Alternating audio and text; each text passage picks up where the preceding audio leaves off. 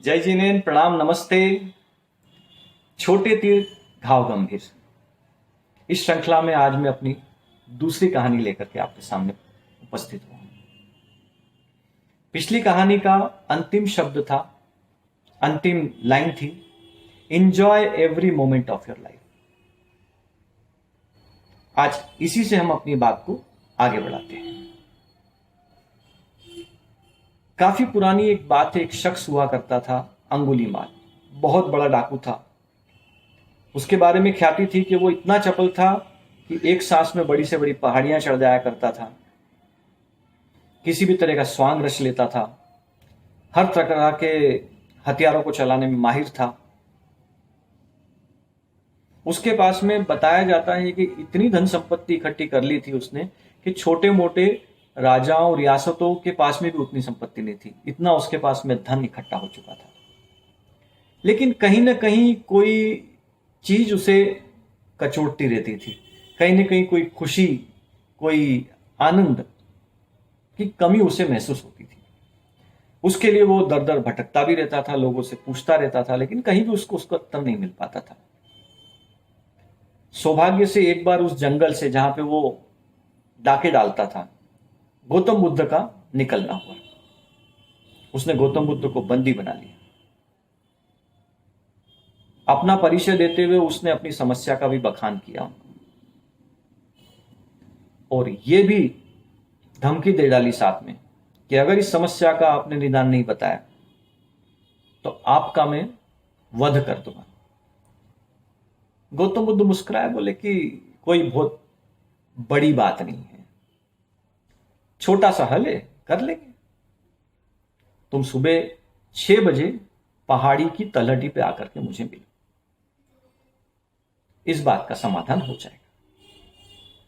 ठीक 6 बजे पहाड़ी की तलहटी पर अंगुलीमाल पहुंच गया। गौतम बुद्ध पहले से ही बैठे हुए थे। बोले, भंते बताएं क्या करना है। बोले, कुछ बहुत बड़ा काम नहीं करना है। ये 1 2 3 या 3 पत्थर मैंने यहां रखे हुए हैं। एक तो अपने सर पे रख लो, 2 अपने हाथों में रख लो और चलो मेरे पीछे। इस पहाड़ी की चोटी तक हमको जाना है। अंगुलीमाल बोला, ये तो बहुत छोटा सा टास्क है। बोले, अभी कर लेते हैं। उसने तीनों पत्थरों को उठाया, भंते के पीछे पीछे चल पड़ा। 400-500 मीटर कभी अंदाजन गए होंगे आगे। सांसें उखड़ने लगी, पसीना आने लगा, अंगुलीमाल थकने लगा। भंते को निवेदन करा कि भंते, चलना तो बड़ा मुश्किल हो रहा है। तो गौतम बुद्ध ने कहा कि एक पत्थर तुम यहीं फेंक दो, 2 पत्थर लेके चलो। बोले, हाँ ठीक है, इसमें आराम रहेगा। 2 पत्थरों को लेके चला। 500-700 मीटर बीते होंगे चलने में। फिर से सांसें उखड़ने लगी, थकने लगा, पसीना पसीना हो गया। परेशान हो गया कि भाई इन पहाड़ियों पे मैं एक सांस में जो इसमें चढ़ जाया करता था, आज चढ़ना बड़ा मुश्किल हो रहा है।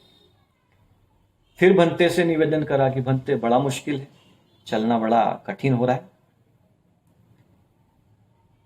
गौतम बुद्ध ने कहा कि एक पत्थर यहीं फेंक दो, एक ही पत्थर लेके चलो। बोले, ठीक है, ये आसान रहेगा। अब उस एक पत्थर को लेकर के 1 किलोमीटर और चढ़े होंगे। पहाड़ी काफी बड़ी थी। चलते चलते चलते उसके पैर कांपने लगे, थकान फिर से होने लगी और वो एक जगह बैठ गया थक के। गौतम बुद्ध ने देखा कि बड़ी मुश्किल है, चलना इसके लिए संभव नहीं है। तो कहा, अंगुलीमाल, तुम इस तीसरे पत्थर को भी यहीं फेंको और अब चलो। अंगुलीमाल ने कहा कि इस पत्थर को भी अगर फेंक ही देना है तो उसके बाद में तो पहाड़ी की चढ़ाई मेरे लिए कोई मुश्किल नहीं है। ऐसे हंसते हंसते मैं आपको चढ़ के बता देता हूं, इन पहाड़ों पे मैंने कितनी ही बार एक एक सांस में चढ़ाई कर दी है। और वो जो दौड़ लगाई उसने, कुछ ही समय बाद में वो पहाड़ी की चोटी पे। गौतम बुद्ध भी पीछे पीछे पहुंच गए। अंगुलीमाल से पूछा, कैसा लग रहा है। बोले, बिना वजन के सफर क्या तकलीफ है। बिना वजन के सफर में तो आनंद ही आनंद है। बस यही आज की कहानी का मोरल ऑफ द स्टोरी है कि जो पहला पत्थर है जो गौतम बुद्ध ने फेंकने के लिए कहा, वो हमारा भूतकाल है, हम सभी का भूतकाल, जिसमें हम लोगों से जो पुरानी कुछ गलतियां हो गई हैं, वो किसी ने हमारा अपमान कर दिया हो, किसी परेशानी के कारण से हम लोग पश्चाताप की आग में जल रहे हों, हमें उस पत्थर को वहीं फेंक देना चाहिए। हमें केवल और केवल मात्र उस चीज से छोटी मोटी सीख ले लेनी चाहिए कि क्या नहीं करना चाहिए और क्या करना चाहिए।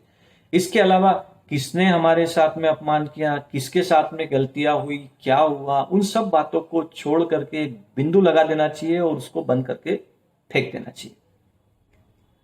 दूसरा पत्थर इस बात का प्रतीक है भविष्य की चिंता। भविष्य में क्या होगा, जब उम्र निकल जाएगी तो शरीर कमजोर हो जाएगा, बच्चे खाना देंगे कि नहीं देंगे, पैसा रहेगा कि नहीं रहेगा, अगर पैसा ज्यादा है तो इस पैसे का क्या होगा, जब मैं मर जाऊंगा तो इस पैसे को लोग संभाल के रखेंगे कि नहीं रखेंगे। ये भविष्य की चिंताएं हमें छोड़ देनी चाहिए। चिंता और चिंतन दो अलग अलग शब्द हैं। चिंता नेगेटिव है और चिंतन पॉजिटिव चीज है। हमें भविष्य की फाइनेंशियल योजनाएं बनानी चाहिए, बच्चों को संस्कार देने के लिए क्या किस तरीके से हम उनको शिक्षाएं दे सकते हैं, इसके बारे में चिंतन होना चाहिए, चिंता नहीं। और तीसरा पत्थर जो कि बहुत ही महत्वपूर्ण है, जो वर्तमान समय चल रहा है, उसमें हमें तीन चीजें छोड़ दें तो एक एक क्षण स्वर्ग की अनुभूति देने वाला हो सकता है। अहंकार, क्रोध और अपेक्षा। अगर इन तीनों चीजों को छोड़ दें तो हम enjoy every moment of your life हो सकता है, celebrate every breath of your life हो सकता है। हर क्षण को हम लोग बड़ी से बड़ी खुशी और बड़े से बड़े आनंद के साथ में बिता सकते हैं, क्योंकि खुशियां तो हमारे भीतर पहले से ही मौजूद हैं। तो हम लोगों को कोशिश करनी चाहिए कि अहंकार और क्रोध छोड़ें, इसका भी पत्थर हम लोग यहीं फेंकें और जीवन यात्रा में आगे बढ़ें। धन्यवाद।